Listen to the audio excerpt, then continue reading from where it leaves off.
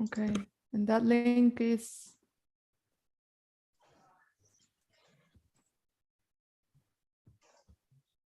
Yeah, just give me a second, Rosario. I will send it. Okay. On to Saul. Mm-hmm. I'm accepting people, okay? Yes, go ahead. Okay.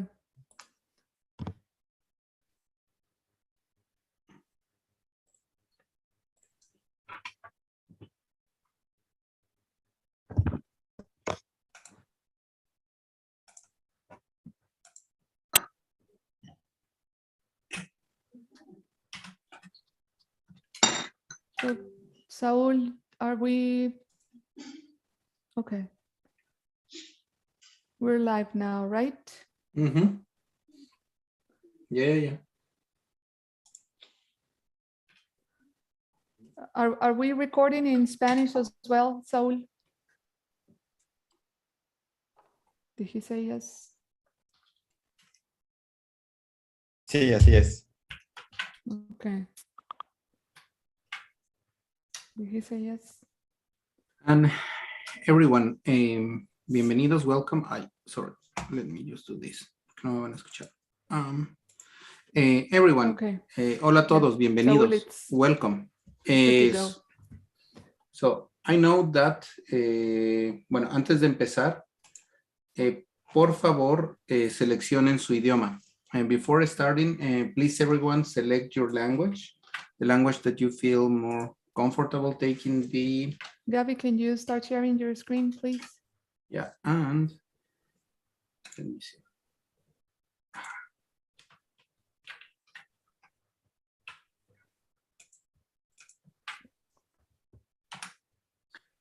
En el chat puse las instrucciones para que Sam, we seleccionen el cannot hear idioma. you. Sorry, I'm in the chat. Okay. I put the instructions to select your language. Por favor, seleccionen su idioma en el que se sientan más a gusto. Otra cosa, acuérdense de ponerle mute original audio, silenciar el audio original. Vamos a dar otros 2-3 minutos. Gracias a todos, bienvenidos. Thanks everyone, welcome. Gracias. Saludos, Samuel, Rosario. Saludos. Howdy. Good afternoon. Welcome everyone that is joining. Sam just gave instructions in Spanish. These are the ones in English. So to select your language of preference, please go to the button of your screen and select the English or the Spanish channel on the interpretation icon. And then make sure to select mute original audio. So that way you will only hear the language of your preference. And we're going to start in about a minute. Just to let you all do that and be comfortable.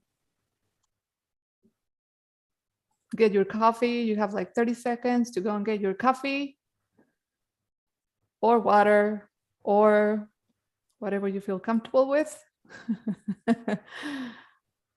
I don't have mine, by the way.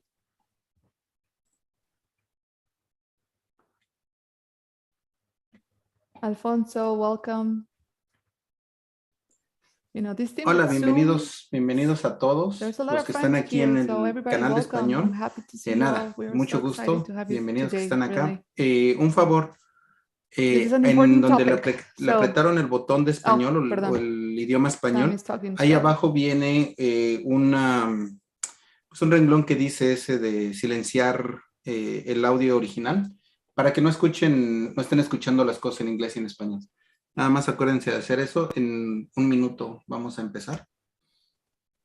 Bienvenidos a todos. Qué gusto verlos, muchachos. Now let me... Okay.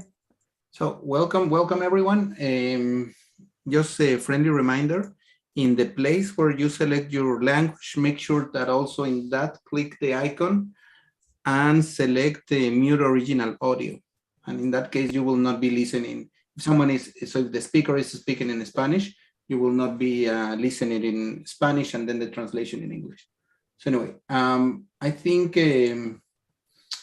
are we good, Rosario? Should we go ahead? Yep. Yes, I think so. So let's start. Welcome everyone to another coffee break of the Permanent Forum of Binational Waters.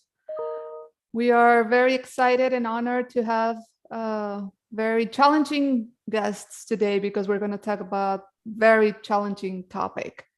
And for some people, it might be scary. There's a lot of anxiety. There's a lot of information and there's a lot of misinformation. And then there's a lot of not knowing. So we can just summarize it in uncertainty, right? That's what we're living right now. So it's important that we talk about this for the border community, especially because our basins are one of the most affected in the world by this. And we need to talk about this. So for today, we have three special guests.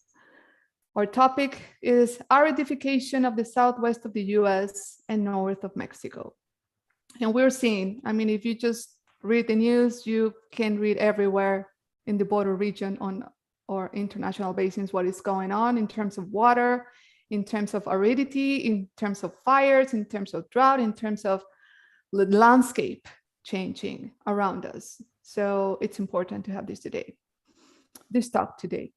I'm going to introduce our speakers. That's okay. I'm going to start with Dr. Ashley Page Atkins. She is the Executive Director of the National Science Foundation West Big Data Innovation Hub at UC Berkeley. She's a co-PI on the Transboundary Groundwater Resiliency Research Network, an NSF-funded AccelNet project that aims to connect and leverage the strengths of hydrology, social science, data science, and system science to set the foundation for a more resilient future for transboundary groundwater resources.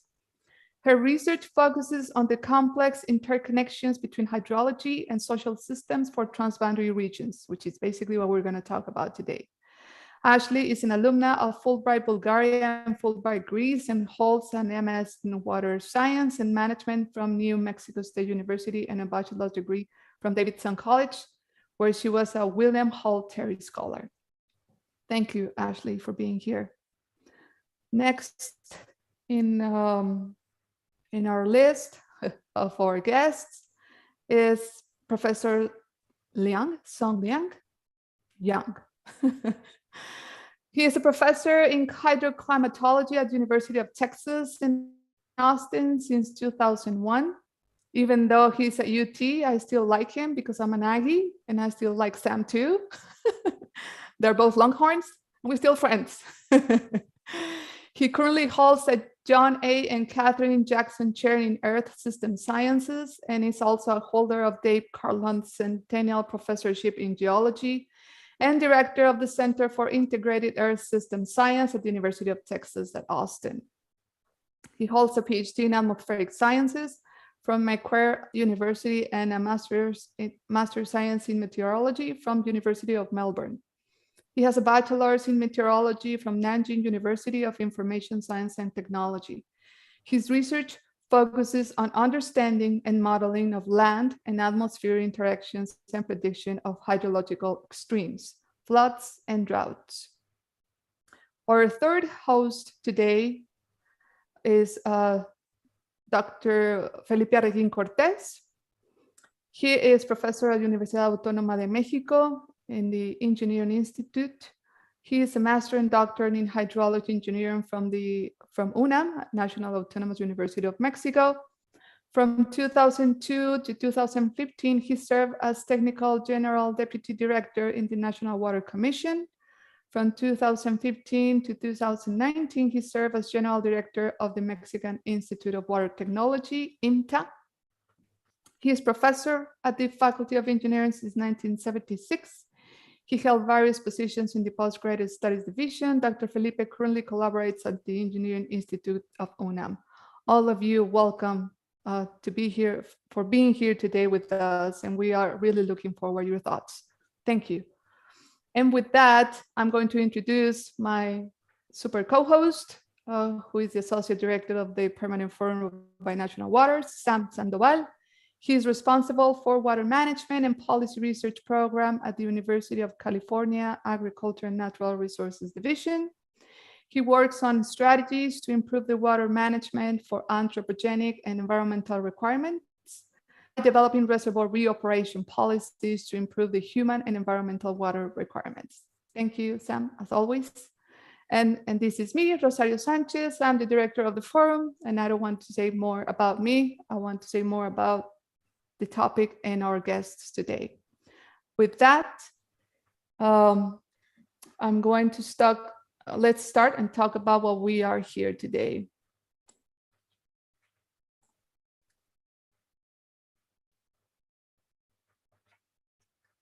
So, to all our guests today and to our audience, the big question, the first basic, let's start with apples first, because this is a complicated topic. What is aridification?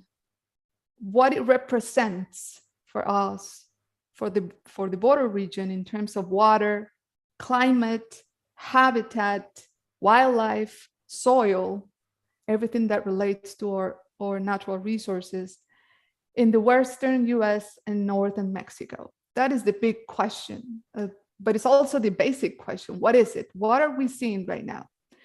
And with that, I'm gonna start. Who wants to start? I'm gonna give you the word, whoever wants to volunteer to start talking about this.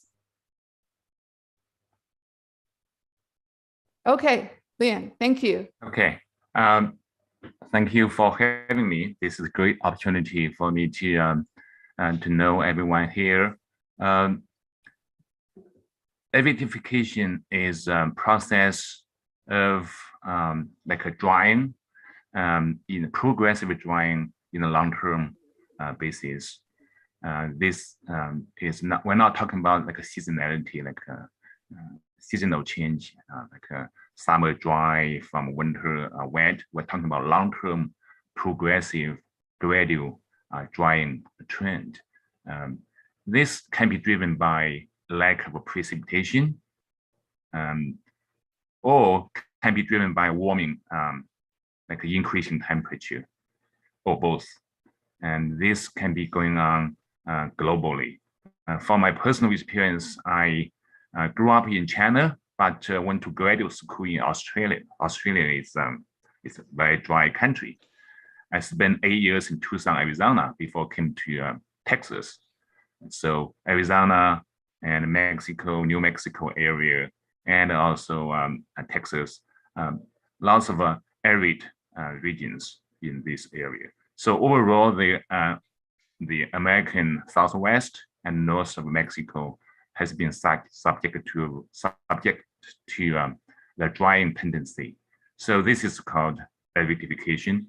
It's driven by meteorology, the climatic conditions, but have lots of implications for water, for land, and for ecosystems. And maybe I'll stop here since I'm using up my 3 minutes.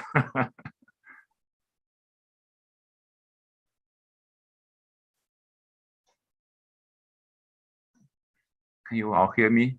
Yes, we can hear you. I don't know, Ashley, Felipe, anyone of you wants to continue on that?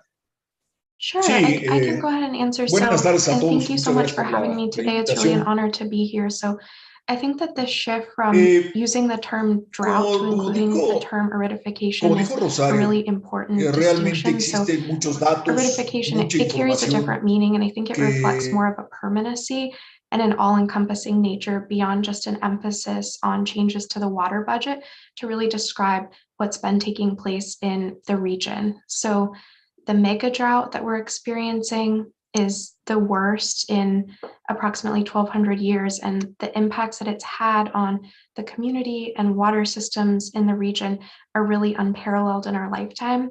And they have, and they're going to continue to be exacerbated by climate change. So things like rising temperatures, decreased precipitation, decreased snowpack, they're contributing to these critically low reservoir levels across the Western US and Northern Mexico, and leading to an increased reliance on groundwater. And these realities, I think, are really altering the region, and describing what's happening as aridification really reflects a long-lasting urgency that I think could have important implications for communities' perceptions of water availability and how we really begin to craft resilient solutions in light of these changes. So when we think about drought, we really think about a period of time that's eventually going to come to an end, and that's going to be followed by a return to relatively normal conditions. I can pull just one example from California, but I think there are a lot of similar examples from many areas around the region. So the governor declared a state of emergency because of drought conditions in January of 2014. And then by January of 2017, statewide water savings amounted to over 20%. And then, of course, the state experienced a period of snowpack and precipitation increases. And then the emergency declaration was called off in April 2017. But then within a year, the state was back to using around the same amount of water as prior to the emergency drought declaration. And current conditions in the state today are possibly going to necessitate a similar return to restrictions in the coming month. And I think that this cycle is reflective of framing things in a way that do not account for the more permanent nature of changes taking place. Just to close on this question, I'll just offer another example from Albuquerque, New Mexico. I'm from New Mexico. This is where I was born and raised. And I think that this example offers a look into how framing these conditions from a different lens can really impact perceptions of water availability in a similar way to how looking at these challenges through the lens of aridification might be able to impact long-lasting adaptation. So Albuquerque had maintained perceptions of abundant groundwater availability several decades ago, and the water use really reflected those perceptions. So the city had a peak of almost 275 gallons per person per day, and this was back in 1989. But then data and reported findings in the early 1990s contrastingly revealed trends of rapid groundwater depletion from, of course, a finite supply of groundwater, as we know now. And in response, the city reduced its per capita water usage by 2019 to approximately 120 gallons per day. And that reflects the updated perceptions of water availability. Yeah, thanks, Ashley. And I think you're kind of going to the point, which is not that it is something temporary. When we think of drought, it's like, okay, this mindset of it will go away. When we're talking about aridification, is that things are getting drier, and we know that things are getting hotter. Anyway, so let's go with Felipe. Felipe. Sí, ¿qué tal? Buenas tardes. Y perdón si te interrumpí. Bueno, digamos, las fuentes así firmes, seguras, es el 6º informe del IPCC, del Panel Intergubernamental de Cambio Climático, donde nos reportan que es claro, ¿no?, que todo el sur, suroeste de Estados Unidos y el norte de México, pues han padecido esta aridez, ni siquiera llaman sequía. Y obviamente todos los modelos para los escenarios que se ha desarrollado en el IPCC apuntan a que esta situación puede agravarse. Vamos, si uno ahorita ve el monitor de sequía de América del Norte, pues puede notar el nivel de sequía que tenemos en la frontera de ambos países. Pero hay una cosa muy importante. Si ustedes recuerdan, existen más de 100 definiciones de sequía. Esto es muy importante, ¿no? Sí, porque siempre nos quedamos con la idea de la sequía meteorológica y que las cosas que están pasando porque llueve menos y hay mayores temperaturas. Pero a la hora que uno empieza a revisar el tipo de sequías que existen, efectivamente hay sequía meteorológica, pero hay sequía hidrológica, y hay sequía agrícola, y hay sequía económica, hay muchas sequías. Y ahora lo que quiero llevar con esto es a decir que hay muchos factores más, sobre todo humanos, ¿verdad?, que están cooperando para que nuestras regiones cada vez sean más áridas, que se presenten más sequías, y esto también está reflejado de los tres documentos que hay del sexto informe del IPCC. El primero, el de las bases físicas, señala así claramente, sin ningún lugar a dudas, que la influencia del hombre tiene mucho que ver en esta situación a la que nos estamos acercando. Entonces, para concluir, efectivamente, estamos en una época de sequía, estamos en una época difícil, pero primero que nada, esto no es ocasional. Si ubicamos dónde está nuestro país en la franja del mundo, pues estamos en el lugar donde están los grandes desiertos, primero.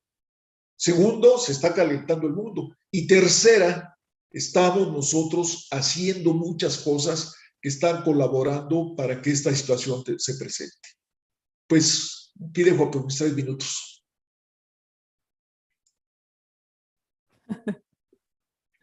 Gracias, Felipe.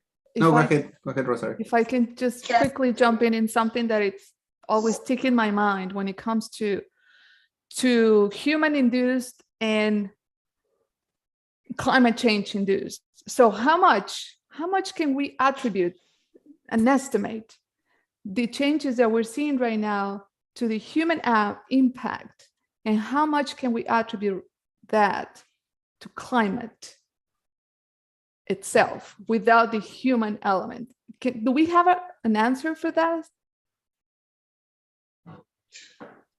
Bueno, a nivel global, a nivel planeta, en el reporte, el número 1 de las bases físicas, corrieron un modelo muy interesante en donde se ve cómo se ha calentado el planeta con las actividades humanas y sin las actividades humanas. Es de veras impresionante. Yo creo que más vale la pena que lo vean. No quisiera dar números ahorita, pero vean, por favor, las bases físicas del sexto informe del panel intergubernamental de cambio climático. Ahí está esa gráfica precisamente, con y sin influencia humana, cómo se está calentando el planeta. Entonces, por favor, veanlo.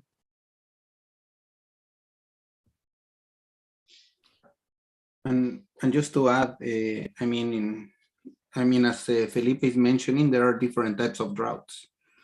And one of that is the environmental freshwater drought.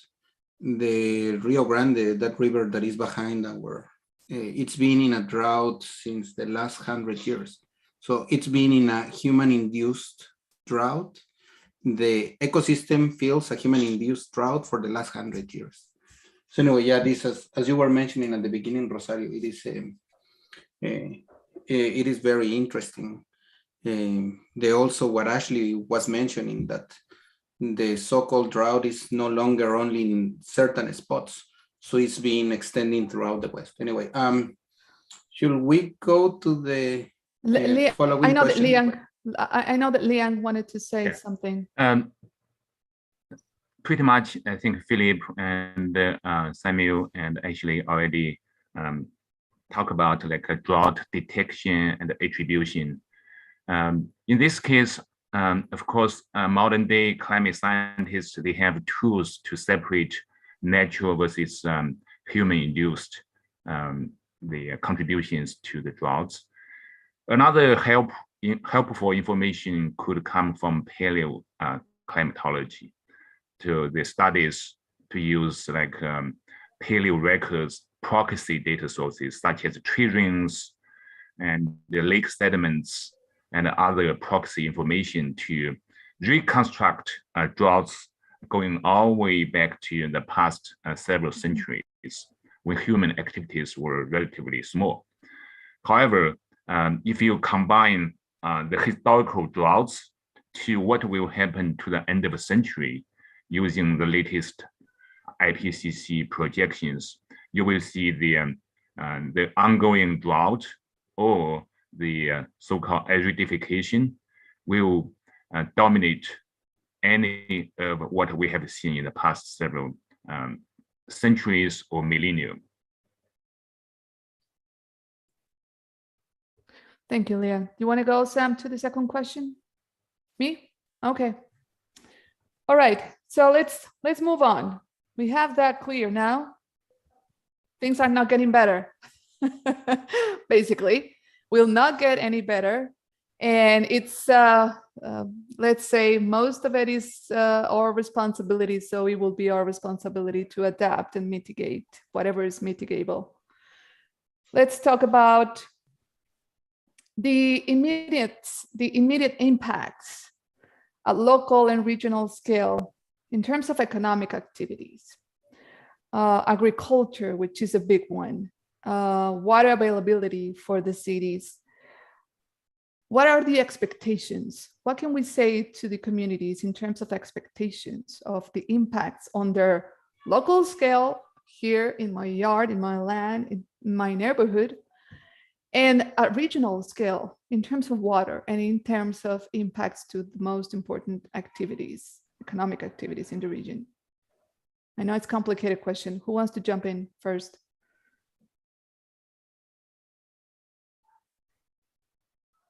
Pues si quieren, ahora empiezo yo. Okay, Felipe. Y me quisiera referir a los impactos. Obviamente voy a hablar de los impactos del lado de México. No quisiera hacerlo del lado de Estados Unidos. Pero en este momento son claros los problemas que tenemos en ciudades cerca de la frontera, como Ciudad Juárez o incluso Monterrey, que está un poco más alejada.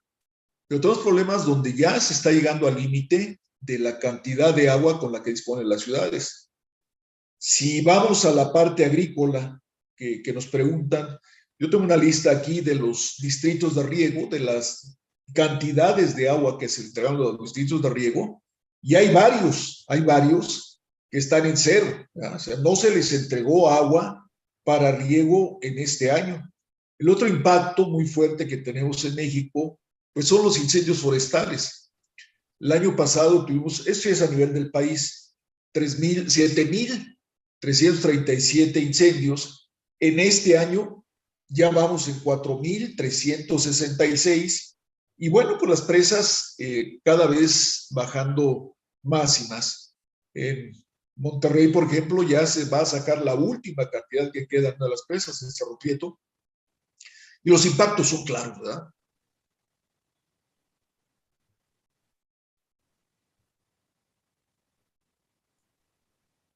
Ashley, do you want to take over? Yeah, sure. I'll build on that. So, like we have been discussing, sort of facing these conditions of less precipitation, less snowpack, less overall surface water availability, and this has led to an increased reliance on groundwater. And I really think that's one of the most pressing immediate impacts at both local and regional scales are really these changes related to our connected surface water and groundwater systems. In your question, you were mentioning the impacts on economic activity, particularly for agriculture. So there have been multiple years of repeatedly low surface water allocations, and these are absolutely impacting the ag industry throughout the region. And I think that the shift in water use poses the question of how long can increased reliance on groundwater be sustained. These issues are not just isolated to one community in the Western US or in Northern Mexico, and they're also not isolated just to this region of the world. So our transboundary systems here are really intrinsically interconnected. And as you were mentioning, these issues are really complex. And I think they catalyze a lot of questions that we don't necessarily have all of the answers to right now. So what would be the unintended consequences of prolonged or permanent reduction in agricultural production throughout the Western US and Northern Mexico as a result of aridification? Can just pull in one example that comes to mind from California. So the state produces over a third of the US's vegetables and 2/3 of the US's fruit and nuts, and fallowing in response to decreased water availability is already happening. And of course, this phenomenon is not just unique to California. So what are these trends going to mean for both countries? And then beyond that, what are they going to mean for other systems in the world that are dependent on agricultural and economic outputs from the Western US and Northern Mexico? And I think another important consideration is what these other areas around the world that are facing aridification and climate change exacerbated groundwater depletion, when you realize that these really quickly become complex global problems. So if multiple regions around the world are facing these related challenges, and as a result are having their agricultural and economic industries impacted in similar ways, there are going to be feedbacks between these global challenges and impacts to our region. And I think it ultimately poses a question about what our threshold is going to be on a global level for adapting to these changes on both short-term and long-term scales. I think you touched a very important point that we're going to go back, the threshold. When is that going to come? Or when can we expect that so we can actually start thinking about changing or models of development based on intensive and extensive use of water? Liang, do you want to touch over the subject? All are excellent, the points. And the things I like to add is basically the following. First of all, the impacts on, we know impacts on fires, on the ecosystems, on water availability, on river flows. Also, there are big impacts on soils. Like soil degradation is one of the biggest concerns because soils are losing the moisture, losing the nutrients. So therefore, the health of soil is significantly affected, and you could have lost because they are not easily be held on the ground, and therefore winds and dust storms could be more often. We have seen the news like in Phoenix, Arizona, the big dust storms, or even in Western Texas, the big dust storms. Even a few years ago, you can see the news, the dust could pick up going all the way to the snow in Colorado, in the state of Colorado. When they had a big snow in Colorado, actually, they could see the dust on the window of snow, and that dust could be traced all the way to Mexico. So this is going to be more and more often. And the key thing is, are we reaching the tipping points and the point of no return, a threshold? And this is one of the complex problems to facing the public and the scientists the same way. So this is one of the areas that is that's hot topics, which needs more attention, urgent attention, more studies. Thank you. And just to follow up on that one, I mean, yes. When we are thinking of tipping points, I mean, I can think many along the border, right? So it's the Hurricane Alex, right? When that one hit, I mean, that was one that everyone remembers. Then we have Katrina, Sandy, those kind of events that they were nothing that it was here. Later, the freeze events in Texas. That is kind of one that you kind of have it on your mind. The Colorado River, the last 17, 18 years in a drought and reaching new low levels in Powell at Hoover Dam, right? The fire season in California, 2018, 2019, right? And then we have the almost mayhem of Oroville Dam almost spilling on 2017. And anyway, so we can just keep going. And I think some are those signals, right? Now, the problem here is that we're seeing this at a bigger level, and then so we can see it North America, then country, state, county, and then community, right? So in that case, if any one of you can start talking about what are the regions, sectors, or communities that are more vulnerable to this aridification, and related with that, what are the challenges of our and the transboundary at this kind of sharing resources? Anyone wants to start with that?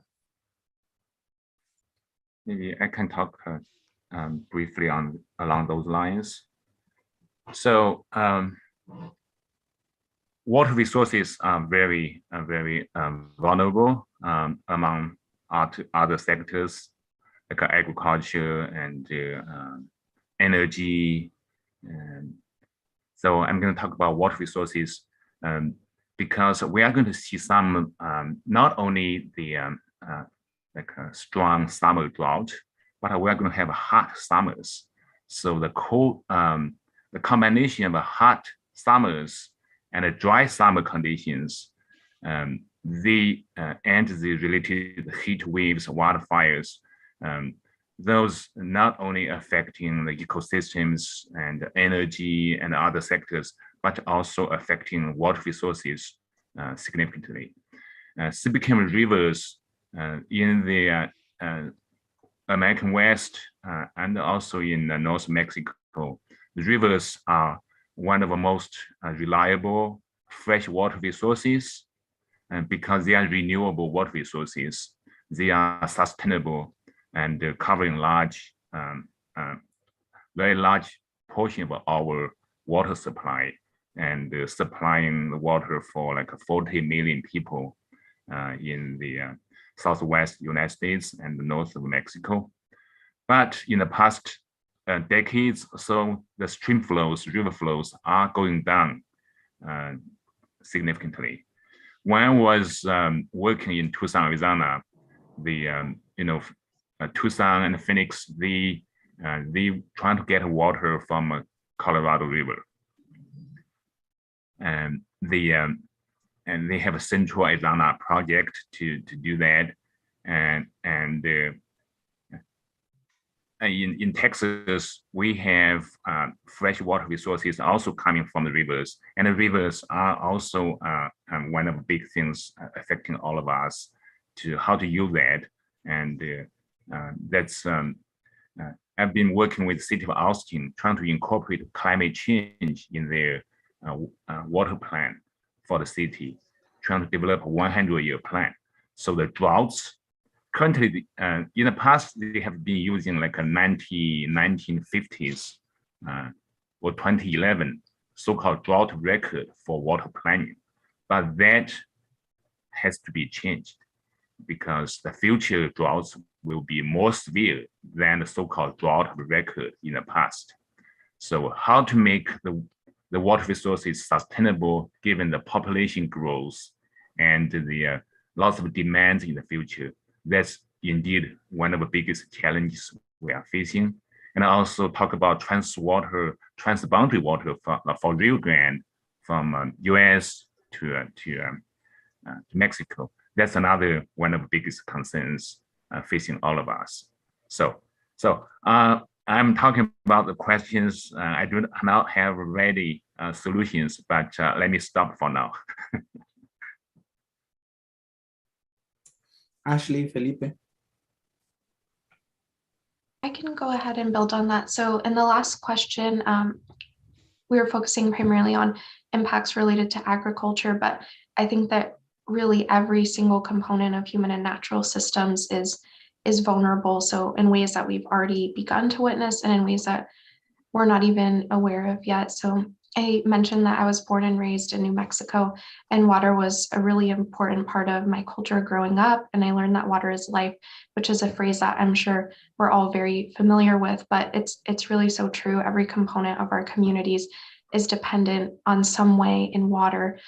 But I think it's also important to emphasize that the impacts of aridification and climate change are likely not going to be experienced equally across all communities in the region. So communities that have less resources to adapt to these changes are really at an increased risk, and regional solutions that account for the nuanced needs of individual communities are really critical to ensuring a resilient future, I think, for the region as a whole. So finding solutions that can minimize vulnerabilities and build resilience are uniquely challenging on a transboundary level, just to get to the second part of your question. So because transboundary systems are so interconnected, decisions made in one part of the region, of course, impact other communities within the system, and this can result in unintended consequences.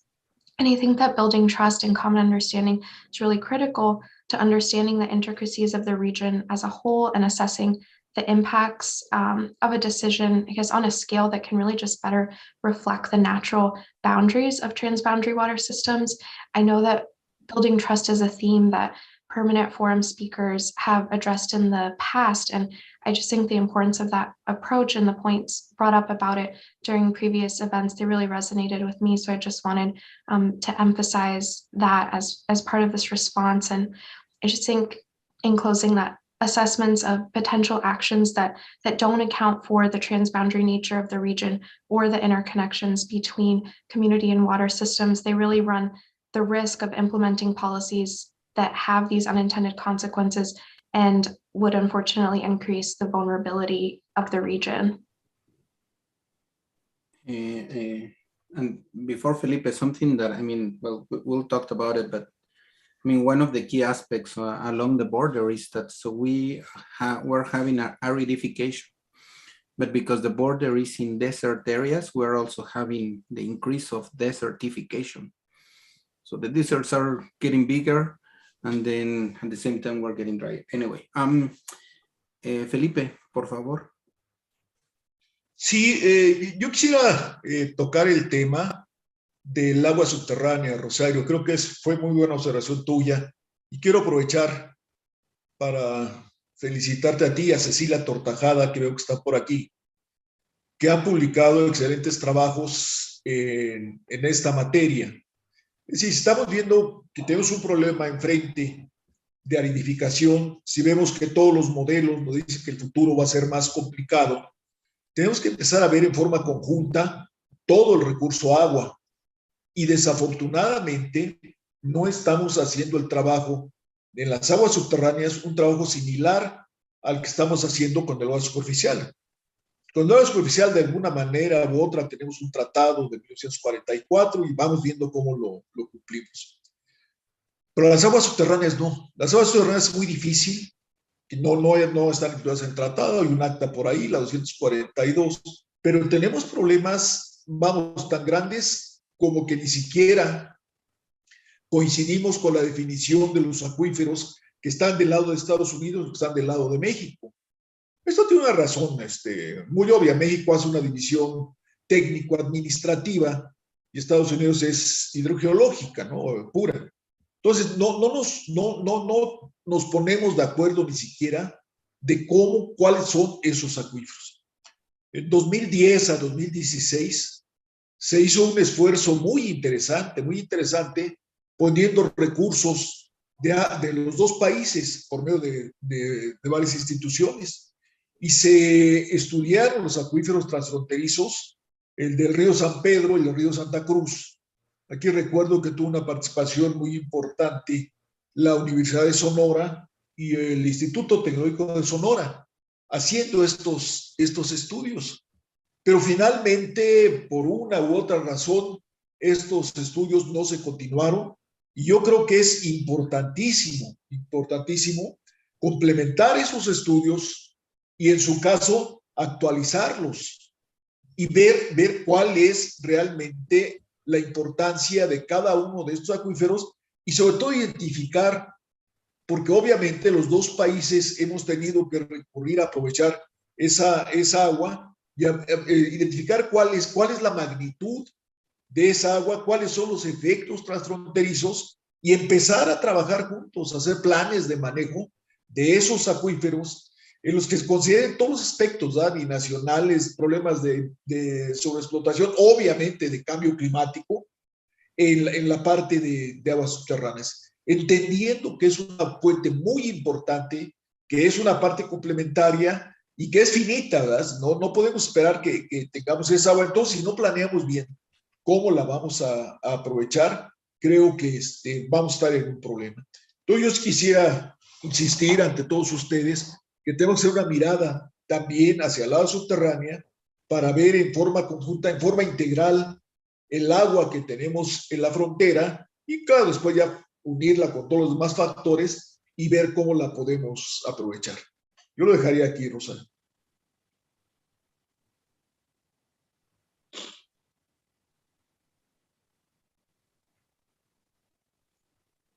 Gracias, Felipe. Y la verdad es que también las preguntas se están poniendo buenas de este lado. Sorry, I was now in on the brain. Thanks, Felipe. I do think that what you're mentioning and Rosario is bringing to the conversation is true. So typically our savings account, it used to be groundwater. So groundwater was supposed to be our lifesaver during droughts, and now aridification. And the problem is that we've been using that savings account as our ongoing account. We just use it without, we've been using it or abusing it. And I think we are just hitting ourselves on the foot. Let's actually switch right now to see if there is anything that some of the ideas, some of the things that we are thinking of how can we cope, mitigate this aridification. So what actions can be implemented at local, regional, and by national level to mitigate this aridification? What are the solutions? How can we be better prepared? Anyone?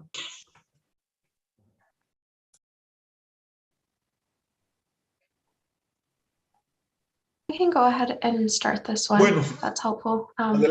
So I'll speak more to the overall process. So I think that the process that we go through to assess future actions is really essential to ensuring that what's implemented at these local, regional, and binational levels really can achieve its intended outcomes. So I think that even the best intended policies can unfortunately result in these unintended consequences.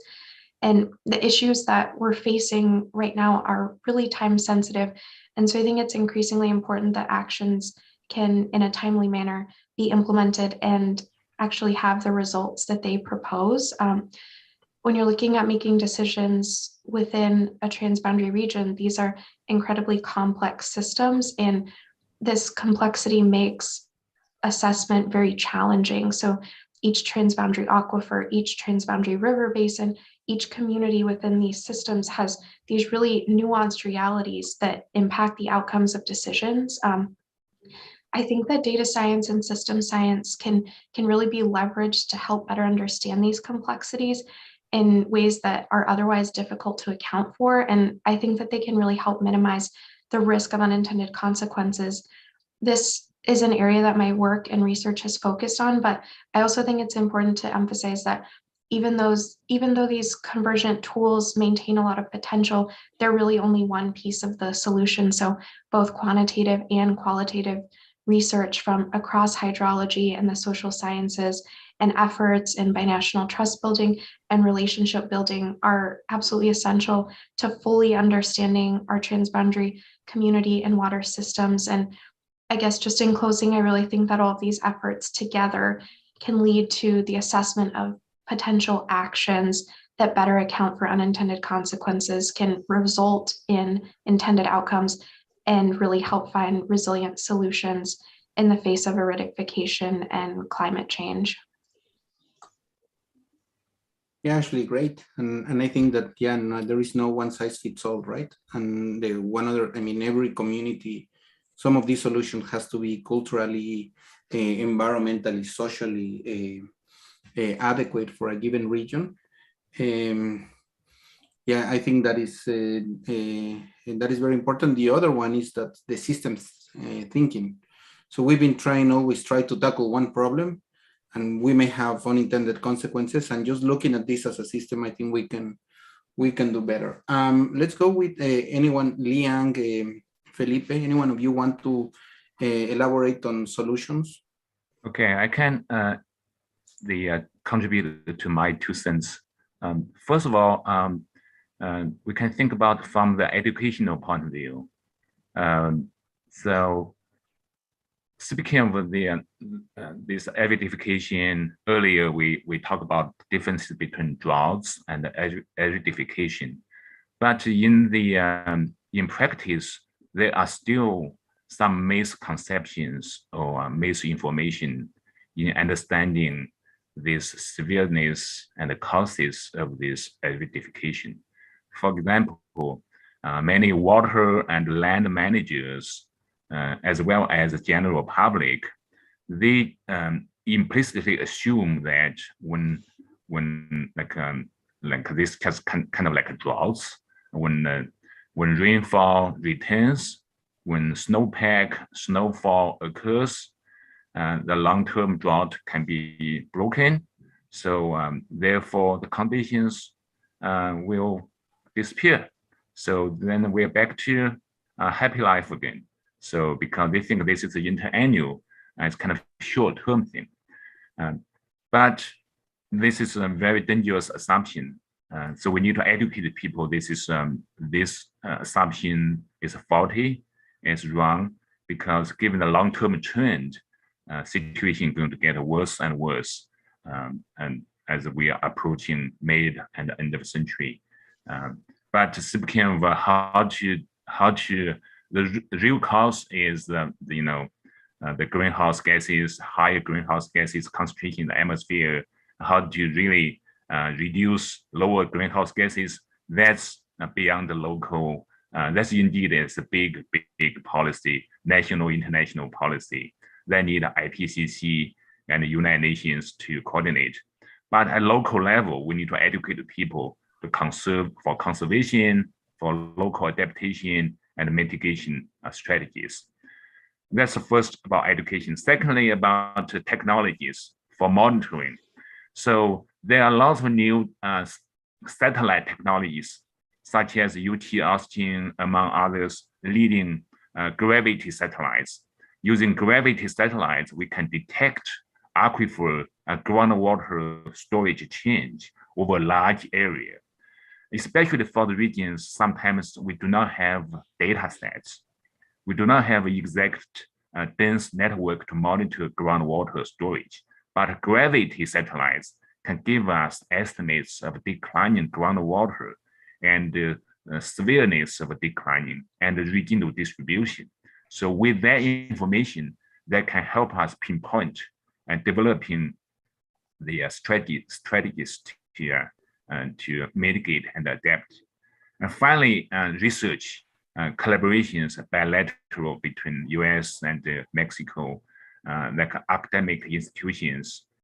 I think we need to promote more scientific exchanges. Students can visit like the US, and US students can visit Mexico, allowing more collaborations and training next generation scientists and decision makers. So I'll stop here. And Liang, you are really hitting it on the head in terms of education. There are some questions here about, like, I mean, we need to do it also at the different levels that you're mentioning, from children, then the entire society, decision makers, and it is a lot to be done. Also, the technology that you're mentioning. I mean, we cannot. It's not necessary that we can wait for the monitors. The satellites have been there, and they can monitor groundwater, changing groundwater use. Felipe, algunas soluciones. Sí, yo creo que hay al menos 3 fuentes a donde podemos buscar estas soluciones.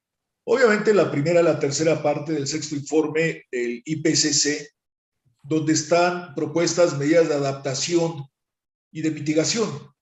Creo que son muy claras, digamos, están a nivel global, pero fácilmente las podríamos adaptar a nuestra franja fronteriza.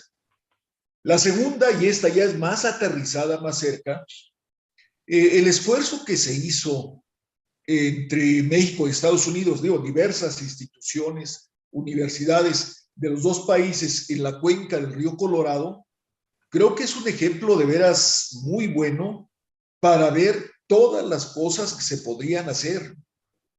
Vamos, obviamente la tecnología que han estado hablando ahí, pero no hay que olvidarnos, ¿no? El reuso del agua tratada, la desalación de agua de mar o la desalación de agua salobre. En fin, hay muchas oportunidades ahí que ya están plasmadas en ese documento que se hizo para el río Colorado. Obviamente pasando por la tecnificación de los distritos de riego, por el uso eficiente en las ciudades. Todo ese tipo de medidas están en ese paquete que ya se hizo para la cuenca del río Colorado, que creo que habría que rescatarlo. Y otro ejemplo del lado de México, es el Programa Nacional contra la Sequía. Este Programa Nacional contra la Sequía es un programa más preventivo que reactivo. Vamos, en su momento, esto lo hicimos con Mario López, no sé si ande por aquí, ya hace varios años, y se ha copiado en Brasil, se copió en Rusia, en algunos países de África, y se está utilizando este programa, que les digo, tiene más que ver con la prevención, con la alerta. Y otra vez, aquí hay que entrar con la meteorología, hay que entrar con los radares, con los satélites, para poder apoyar en la toma de decisiones para enfrentar estos problemas y después todas las acciones que habría que llevar a cabo.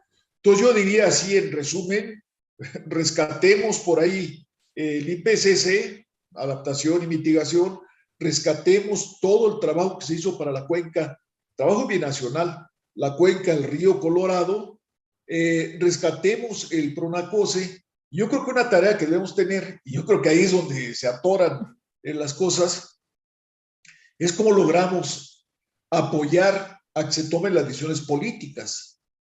Porque vamos, soluciones como esta no es nada nuevo para todos ustedes, son especialistas en el tema. Pero ¿cómo acercamos esto a los políticos, ¿no? Para que se tomen decisiones con un problema que no es de mañana, es de hoy. Es lo que yo podría agregar, Sam. Muchas gracias.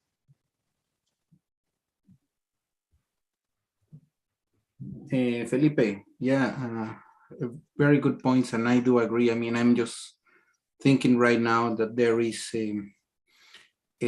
plenty of climate change reports on the Colorado River Basin. I mean, that one has been heavily studied. The same, the Rio Grande, at a smaller scale, Tijuana.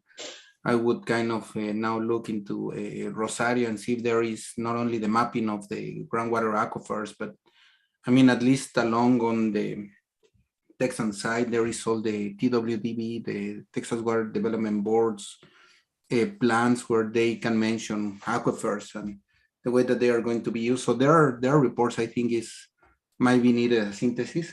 One other thing in terms of solutions, I mean, there are many of the tribal members, native communities, indigenous communities that they have dealt with this variability and practices for millennia that will be good to bring in. Now, thanks everyone that you were putting all the questions in there. We have a lot of questions in here, and perhaps I'm not sure if Liang or Ashley, could you go and pick one of the questions that are on the document that you may want to start addressing? I know that we have many. Anyone that you want to start?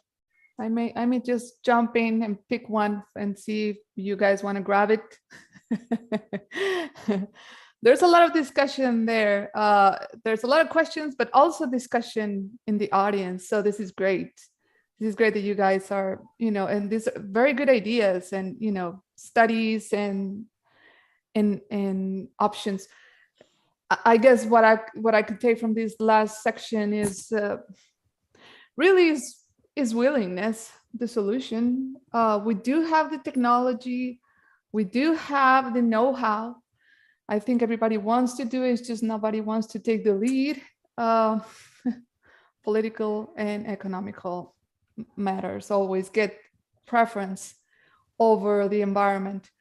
So, but really, we know how to do it. I think it's just a matter of agreeing and willingness to do it. But I'm going to jump in quickly. And this is a good one. I mean, all of them are good, but I like this one because that's part of the forum's values as well.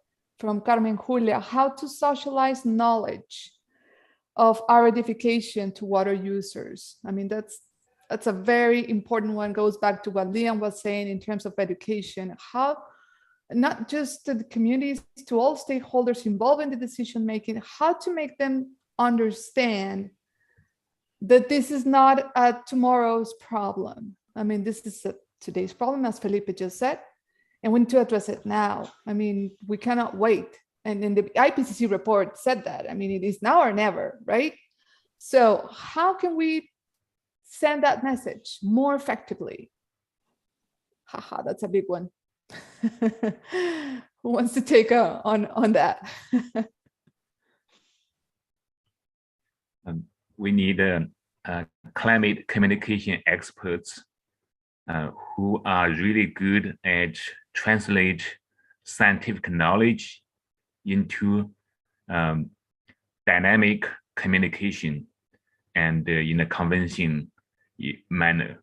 So that is very important. So scientists like IPCC reports are available, how to make the results meaningful, understandable, accessible to by the public and also by the water resources managers and water resources planners is one of them urgent thing we need to do.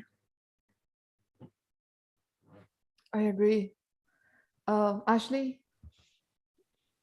So this is a really great question. And I think that communicating the impacts and the severity of aridification are really central to shifting our understandings of perceptions of water availability and our understanding of the permanency of this problem. And I think that's central to crafting solutions that are not just preparing for a return to normal conditions, but recognizing that these challenges are going to be present going forward in ways that we're already starting to see and in ways that we haven't even begun to witness or account for yet. I'm going to put another question and then I'm going to send it to Felipe. ¿Me permites? Okay. Si me permite, Rosario. Felipe. Oh, of course. Yes, of course. Go ahead, Felipe.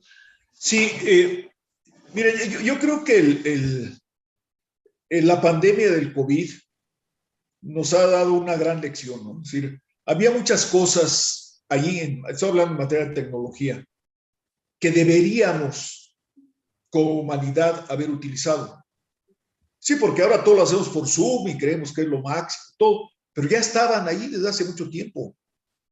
Y a la hora de que tenemos que comunicarnos, que es el problema que estamos viendo ahorita, que tenemos que educar, que tenemos que capacitar, empezamos a voltear y encontramos que están por ahí esas herramientas. Pero vamos, el Zoom es solamente una de tantas materias. Yo le digo a mis amigos profesores que creen que ya están usando la tecnología porque usan Zoom. Pero si no están cambiando con toda la información que hay, con toda la tecnología, lo que están dando es la clase de forma tradicional con una camarita enfrente. Si no está variando. Vamos, con esto lo que quiero decir es que hay demasiadas herramientas, ¿verdad?, en la red que nos pueden ayudar a comunicar ciertamente solamente a un sector de la sociedad, que es otra cosa que nos demostró, que nos está demostrando esta pandemia. Pero yo creo que por lo menos un bloque muy importante de la sociedad para transmitirle todo este problema de la aridificación y cómo es problema de primero que nada que nos apropiemos todos que es problema de todos nosotros y luego cómo podemos caminar hacia adelante, está primero que nada ahí, vamos, con la red, ¿verdad? Acercarnos a un sector. No quiero tomar mucho tiempo, el otro, voy a ese sector que está allá arriba y el otro sector que está más abajo, que es la gente que tiene menos recursos, que no tiene acceso a esta forma de comunicación, pues ni modo, hay que cambiar, hay que ir al campo, ¿no? Y platicar con ellos y meternos todos en esta inercia. Siempre, sobre todo para ellos, pues con los apoyos necesarios que hay que darles, ¿no?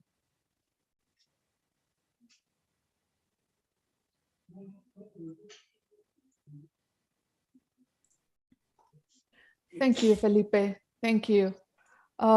Yes. Sometimes we don't know what we have until we need it, right? Rosario, if I may add, I mean, fortunately or unfortunately, all the subtleties in the specific, so the cultural context, right? And I mean, to be sincere, I mean, in the US is the only part that climate change is a political stand. I mean, no other parts on the world, they actually think that climate change is a political stand, is a political vision. Just climate change, I mean, you just go do the math and realize it. And that one has been a little bit more difficult on the US. we can sugarcoat it, we can name it something else, or you can relate it, but the reality is that it's also something to deal in here. Climate change related with, in this case, aridification. So anyway, just wanted to bring it to this context. I'm putting on the chat some of the resources that we have for socialization of science. So we're trying to do that. And going back to what Ashley and Liam are mentioning is, I mean, we as scientists, we have to run the other marathon after the marathon, right? So we do all of our studies and then make sure that we can talk in plain language so it can be communicated, and we're going to that part. Anyway, Rosario, we have many questions. Have you choose another? Yes. Incentives. I think that's an important one. Omar brought this in, and we haven't talked about incentives much. There's little, he mentions, Omar Martinez, thank you. There is little economic and social incentives to transition. He mentions the case of El Paso, agriculture from profitable crops, such as pecans, to vegetables. That's just one example, but really, I mean, there are not many incentives there for even water conservation, at least not at transboundary level. And then how would El Paso farmers compete versus imported Mexican vegetables and ag production in high yield areas, water-rich areas in the US where volume is cost effective? So incentives really are important, are the drivers, precisely because money drives the decision-making and power. So how do we incentivize people to listen? Because it's sometimes, yes, scientists need to communicate more effectively.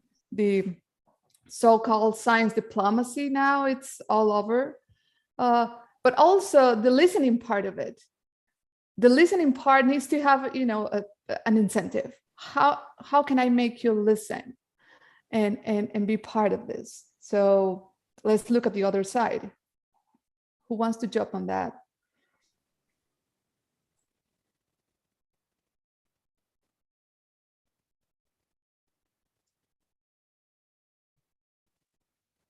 Okay, I'm gonna pick. Felipe. Sí, bueno, yo lo acabo de comentar anteriormente, pero yo no me quedaría solamente en incentivar, cuando menos compensar a la sociedad, porque en cualquier juego de este tipo alguien pone, ¿verdad?, para que todos tengamos, pero ¿cómo vamos a compensarlo, no? Entonces, eso es lo que tenemos que buscar, y a eso me refiero yo, que tenemos que buscar los acuerdos políticos para poder acercarnos a ellos. Y claro, cada uno será diferente. Es decir, no todo va a ser subir las tarifas en las ciudades, las tarifas del agua potable en las ciudades, o reducir el agua en el campo, ¿no? Creo que hay que balancear esto, y hay que comunicarlo, como lo decía, tenemos que buscar los niveles que correspondan a cada uno de ellos.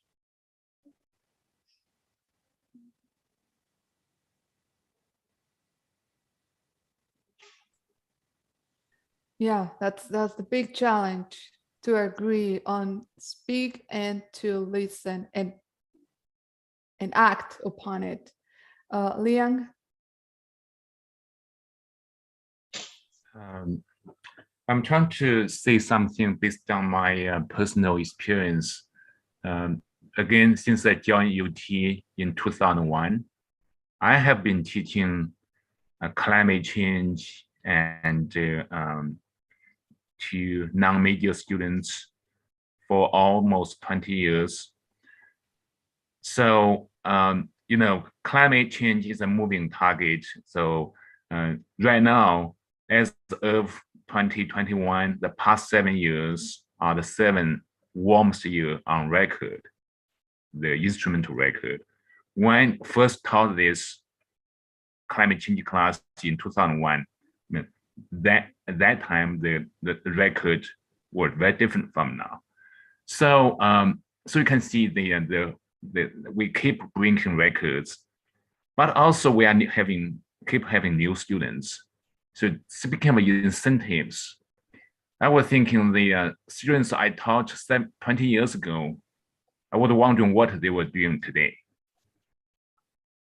Maybe I should incorporate some kind of incentive in my teaching.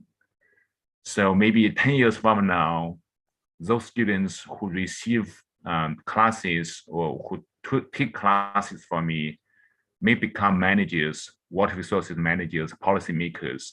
So they will actually have some incentives I give in classroom into their actual decision-making in practice. So I'm trying to think how I can introduce locally from me to begin with, the kind of incentive I can introduce in my classroom. So there, in that way, I can influence my students, hopefully hoping my students will influence will have their impacts. So thank you for this wonderful question that makes me think. So I'm trying to think how I can implement incentives in classroom. I mean, no exams? I don't know. We should start local, right? Yeah, starting from local and be inventive, innovative. Starting from local. Ashley, do you want to elaborate? Mm-hmm.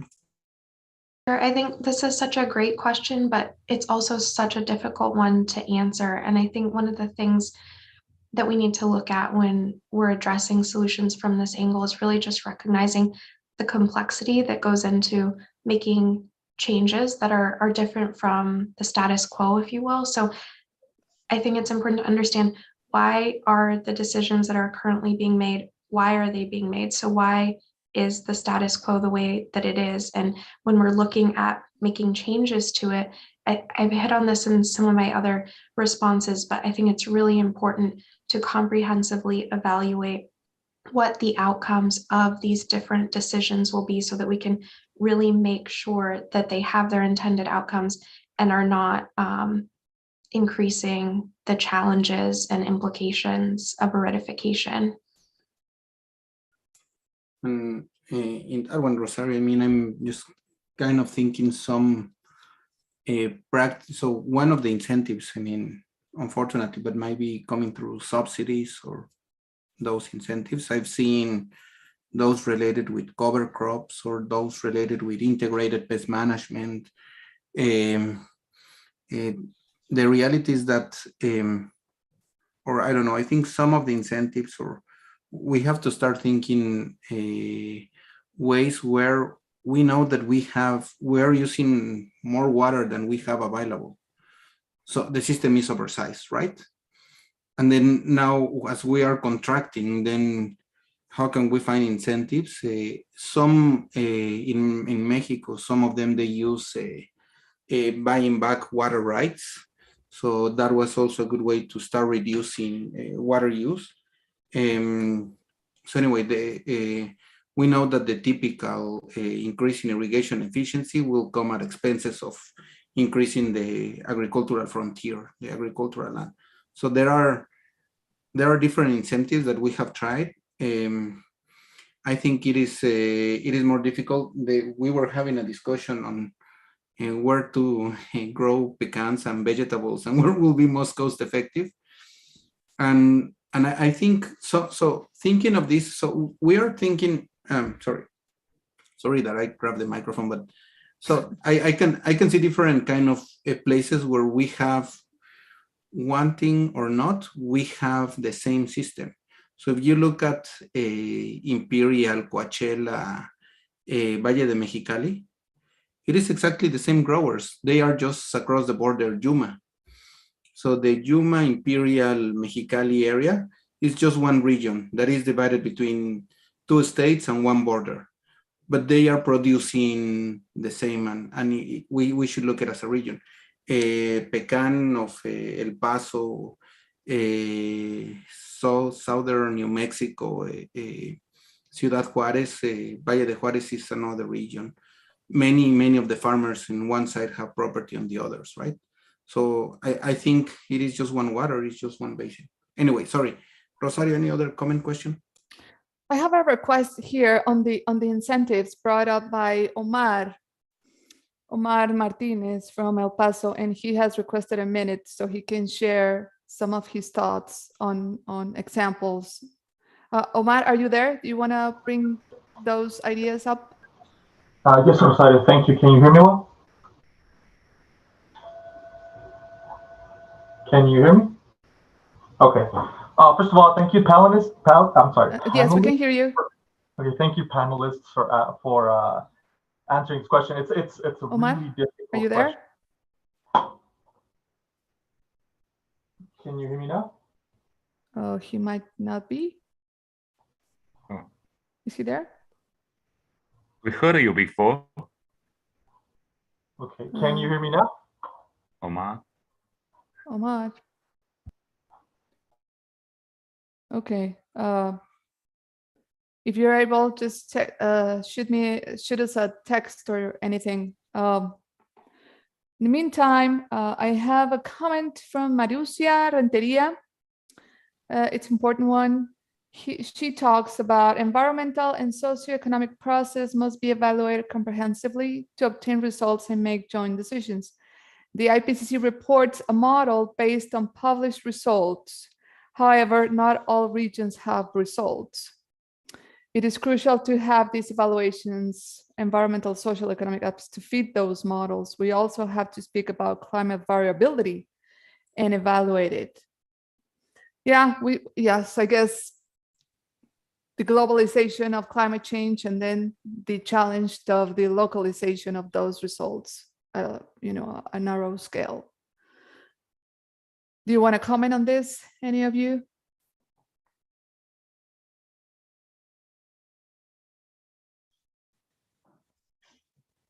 Pues si me permiten, no se puede decir nada más que estoy totalmente de acuerdo, ¿no? Pero refiriendo un poco a la pregunta anterior, o sea, esas medidas que incentivan a la sociedad para hacer acciones que realmente nos ayuden a luchar contra la aridificación o contra el cambio climático, hay muchas experiencias y hay de todas las dimensiones, de todas las dimensiones. Yo no sé, por ejemplo, si siga la campaña en Los Ángeles de ya no servir el vaso con agua en los restaurantes. Esa medida tuvo un impacto gigantesco, ¿verdad? De veras, así simplemente decir, no te voy a servir agua, ¿verdad? A menos que me lo pidas, porque se desperdiciaría de otra manera. Fue una cosa muy grande. Otra vez yo volé de la presa Hoover a San Diego. Veníamos ya en el helicóptero y abajo de pronto vi varias poblaciones, todas con un verde así excelente en los jardines, pero toda esa grama, todo ese pasto era de plástico, era artificial y habían tomado esa medida. O si queremos ir a medidas ya más formales, donde veamos cuál es el manejo para lavado de carros, de albercas, de multas, etcétera, etcétera. Bueno, están ahí los planes de Barcelona, que son de veras realmente importantes, que están caminando en esta materia. Entonces, yo creo que sí hay información para todos los tamaños de cómo incentivar o incluso cómo forzar por medio de multas, ¿no? Que es la otra cosa que tenemos que hacer como un compromiso social, ¿verdad? Que no podemos cada quien actuar como queramos porque estamos afectándonos todos.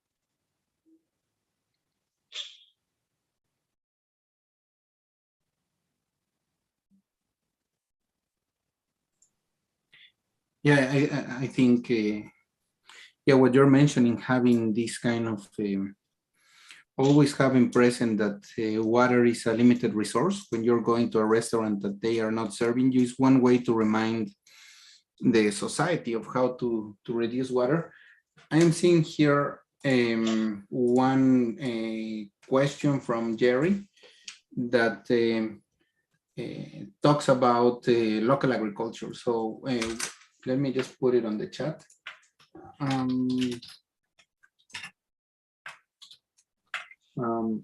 So basically, water use in agriculture is concentrated in high-use crops like pecans. Couldn't there be a gradual shift from high use to lower use? And then the one comment my thought is that growing local food rather than exporting, save energy and create jobs. And this is already starting in El Paso, and that's really good. One other thing, so this is the local part of it. The other one is what Jerry is also mentioning, which agriculture is part of the solution. It's been kind of putting a lot of greenhouse gases, a certain type of industrial, conventional, corporate agriculture, but we can see that agriculture is part of the solution. So I don't know. Anyone, Ashley, Felipe, Liang, anyone wants to comment on this? Yeah, sure, I can. So I think this is a really great point, and I think it just speaks to the importance of needing to be innovative as we craft these resilient solutions, because these are really unprecedented challenges that we're facing. And I think the only thing I would emphasize that I've mentioned previously is that regardless of the policy and its intentions, I think it's really important to have this comprehensive analysis, both of the hydrologic and social systems, and how that action will be implemented and how it will impact both sides of the border, because it's just because these systems are so complex that we don't necessarily have a full understanding of how, again, regardless of its intentions, it can have an impact for the entire system. Gracias, Ashley. Thanks, Ashley. Liang, Felipe.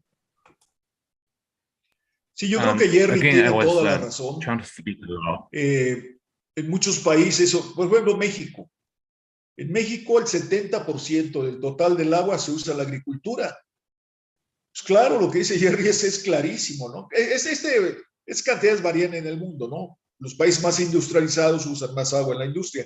Pero en general, el agua que se usa en la agricultura es 70%. Entonces, cualquier porcentaje que ahorremos ahí, pues puede ser de grandes dimensiones comparado con lo que pudiéramos ahorrar en una ciudad. Entonces, sí, es clave, es fundamental mirar hacia la agricultura y hacia toda la tecnología que pueda ahorrar agua.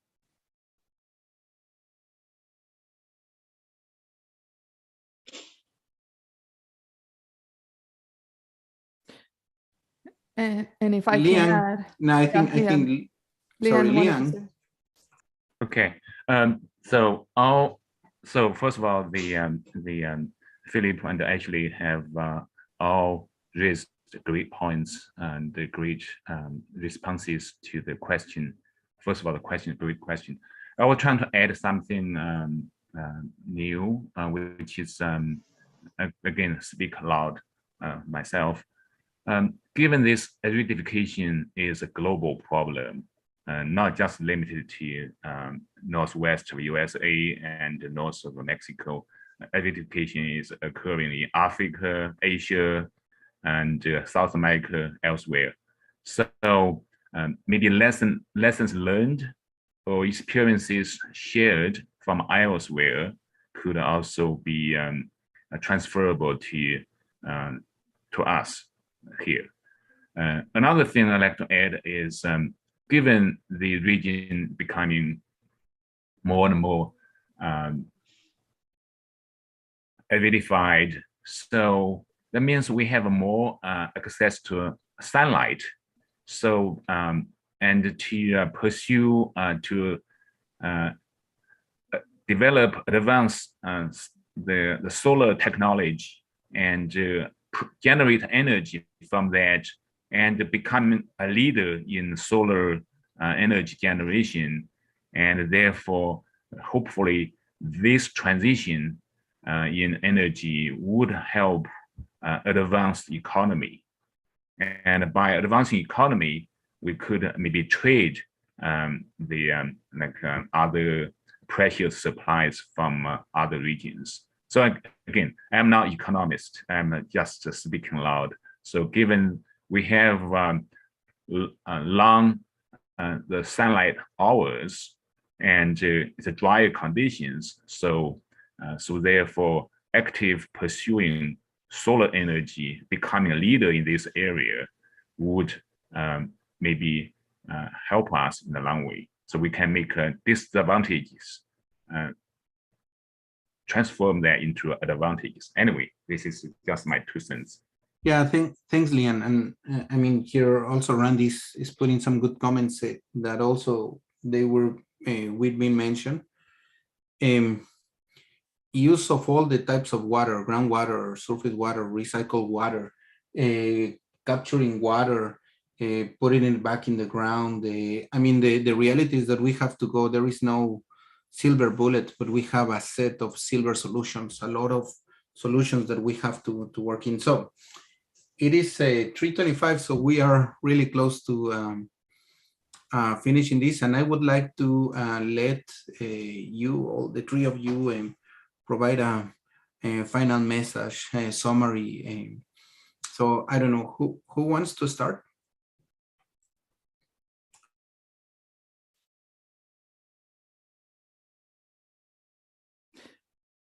And at this point, if I might ask, please be optimistic.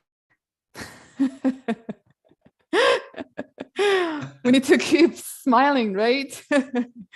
It's hard life out there, so be optimistic. And you know, Rosario, I do think that, so the first thing is that I know that we're going to make it. Oh, sorry, go ahead, Felipe. Sí, yo soy muy optimista. Ya hemos visto que hay muchas propuestas, no solamente tecnológicas, siempre decimos que hay medidas técnicas que se pueden aplicar. Y no, si vemos en los documentos que hemos citado, hay muchas posibilidades, pero también dentro de las mismas cuencas nuestras de México y Estados Unidos, hemos dado ejemplo de cómo trabajar y cómo buscar estas opciones. Me refiero básicamente a la cuenca del río Colorado, aunque también hay algunas acciones que hemos hecho en el Bravo. Yo soy optimista en ese sentido. Yo creo que este grupo pues tendría que sacar 2, 3 conclusiones de estas reuniones que hacemos y mandémosle la carta a los políticos de los dos lados, ¿verdad? A lo mejor no lo leen o la lee la secretaria de la secretaria, pero tenemos que acercarnos a ellos para que se puedan tomar decisiones de las gentes que tenemos la información, que vivimos los problemas, que hemos resuelto algunos. Bueno, pues acerquémosles ideas. Tal vez alguna vez nos escuchen y nos hagan caso. Yo de veras los felicito, Rosario, Sam, muchas gracias por la invitación. Hasta luego a todos. Thank you. Gracias, Felipe. Gracias, Felipe. Lian, do you want to? Yeah, indeed. Thank you for having us. This is a great opportunity for us to meet with everyone, to talk about our views. And I agree with what Philip said. So if we could, after this, the coffee break, if we could produce some kind of brochures and short messages, and to help distribute those messages to widely, that could be a positive outcome. Secondly, we have hope. Given the challenges we are facing, we also have opportunities, and we work together. Let's continue our dialogue. I'm confident we'll be able to find the solutions to climate resilience and to deal with all kind of potential problems. We have to keep our hope, and we have to keep working together. But thank you for having us. Thanks, Lian. Thank you. Ashley.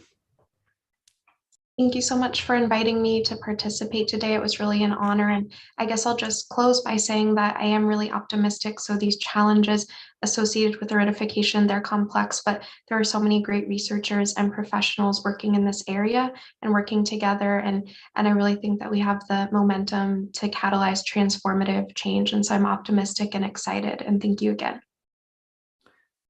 Thank you. Thank you, Ashley. Thank you, Lian. Thank you, Felipe. We learn a lot, as we always do every month. And yes, we have been working on briefs of every coffee break. And Jerry, and you've met him in the chat. He's a volunteer, and he always is around, and he helps us try to summarize the most important highlights of every coffee break.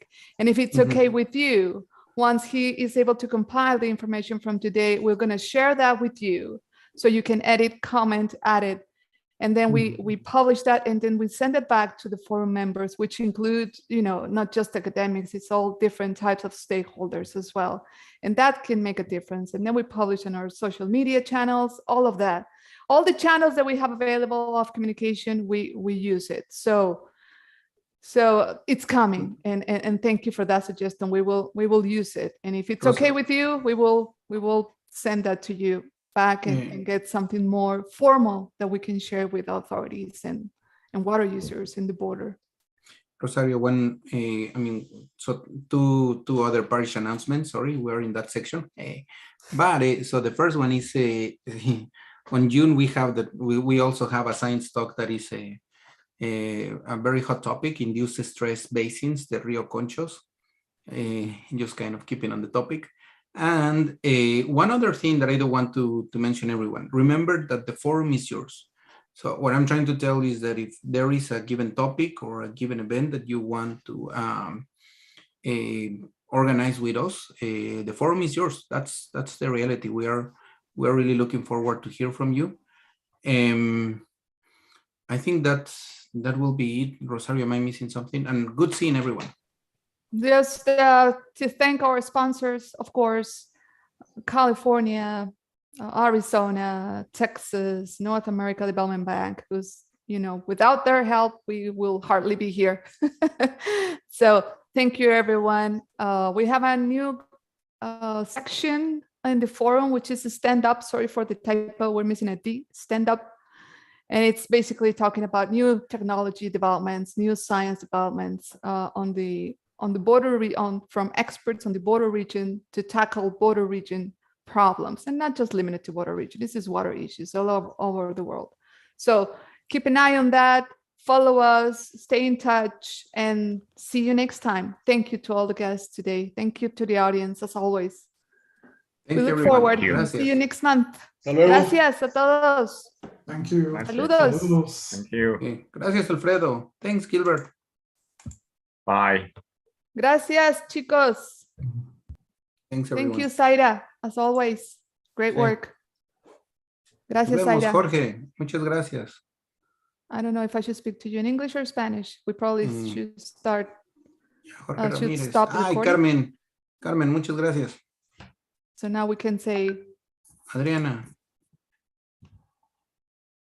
Ya podemos portarnos mal.